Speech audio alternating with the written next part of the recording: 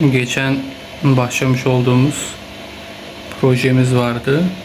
3 boyutlu yazıcımızda yaptığımız diorama çalışmasıydı. Bu yaptığım, yani şu an bahsettiğim proje bitti. Küçük küçük, çok fazla uzun olmayacak videosunu hazırladım. İzlerseniz, beğenirseniz sizleri seviyorum. Teşekkür ediyorum. Kendinize iyi bakınız.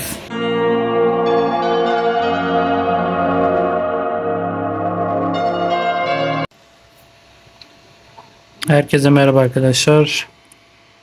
Baskı Boyut kanalına hoş geldiniz. Arkadaşlar, çok güzel bir projeyle daha karşınızda olacağız. Yani güzel bir video gelecek. Şöyle ufaktan bir spoiler vereyim dedim. Şöyle tasarımları, objelerimizi şöyle göstereyim. Ufaktan bir şöyle bir spoiler olsun. Çok güzel bir çalışma olacak. Takip etmeyi unutmayınız.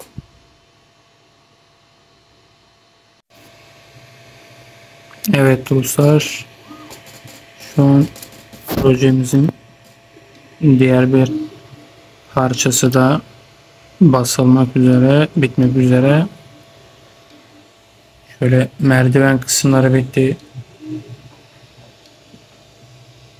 Alt şantiyesi bitti. Güzel bir çalışma.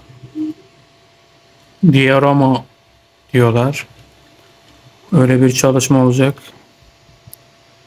Bu aşamaları böyle kısa kısa part paylaşacağım. En son bittikten sonra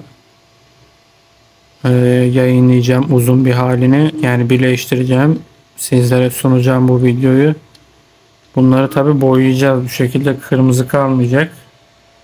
Bunları da boyayıp güzel bir şekil halinde boyama aşamalarında çekeceğim.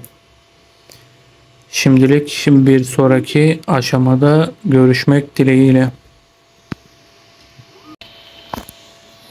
Evet, şu anda projemizin bir sonraki aşamasını görüyorsunuz.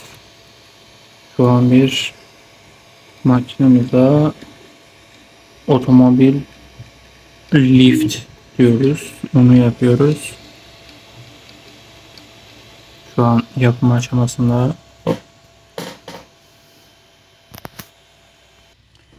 Evet arkadaşlar, burada da yapacağımız projenin diğer parçaları. Çok güzel bir çalışma ortaya çıkacak. Bir sonraki aşamada görüşmek dileğiyle. Kendinize iyi bakınız.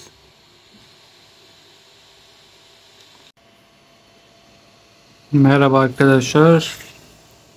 Evet, projemizin kaçıncı partındayız bilmiyorum ama yani bir hafta olmuştur herhalde. Şu an yapacağımız çalışmanın diğer parçaları bu şekilde. Evet, bu dediğim gibi kaçıncı bölüm tam hatırlamıyorum. O yüzden bir sonraki aşamada görüşmek dileğiyle. Kendinize iyi bakınız.